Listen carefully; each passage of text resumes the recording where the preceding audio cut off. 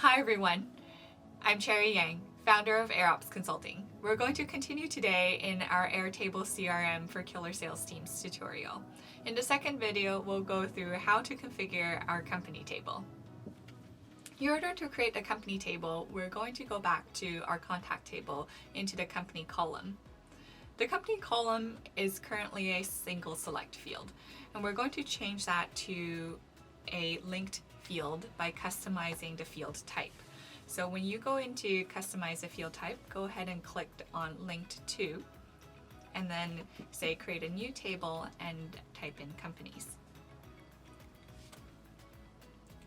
Once this new company table is created, we can add some additional fields. The first fields we'll add are some basic information like phone and email. These phone and email fields are not the same as the ones we added back on our contacts table because they are the company's phone and the company's email. So you may have a info@Whole Foods email and you may have a general phone number to call. We'll also add in some URL fields for these companies. The typical ones that I like to add are the website URL, the Facebook page URL, and the company LinkedIn page URL.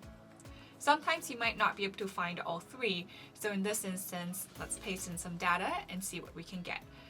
When your sales team is calling, they want to be able to pull up a URL very quickly without having to go through three different columns. So let's aggregate together a company URL field that will take the first available URL.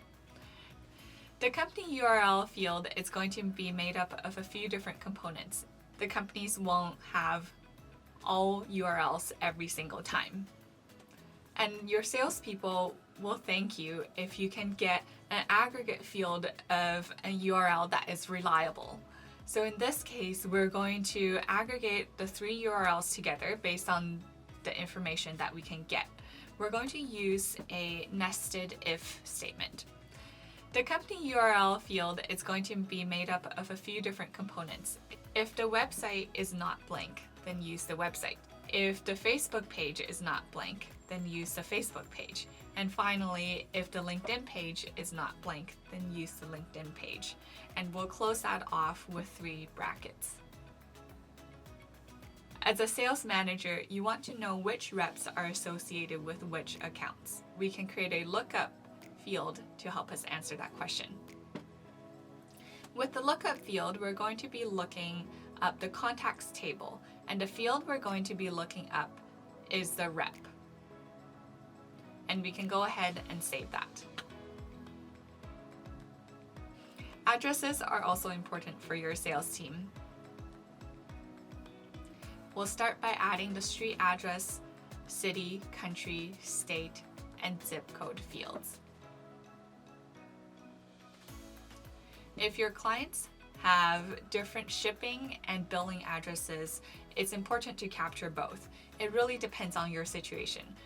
If you're selling to a retailer, it may be that they have a head office address or a distribution center address and various different store addresses. All that needs to be taken account of when you're creating this database. Last but not least, keeping track of dates is key. For companies table, we'll have a created date, which is going to be when this record was created.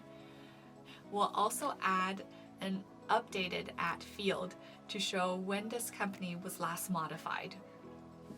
Once again, the database is intended to be as customized as possible because you're building this for your sales team.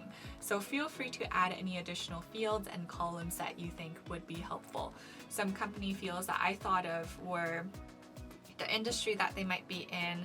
For example, if you're a pet food brand, you might be selling to pet stores, you might be selling to grocery stores or health food stores. It's really good to have that classification for the different types and categories of companies. It'll help you significantly down the road to know who your customers are and to be able to segment them. So have the information that you need to capture, and once again, you can look at other CRMs and their built-in fields to know what you should include. Great job, you've made it through part 2. Once again, my name is Cherry Yang and I'm the founder of AirOps Consulting. We help businesses with all of their Airtable needs. There's a whole range of projects that we've done, and if you need additional help, please don't hesitate to reach out to us. You can visit our website at airopsconsulting.org. The next video is going to be on capturing interactions. You definitely don't want to miss that, so subscribe for more videos.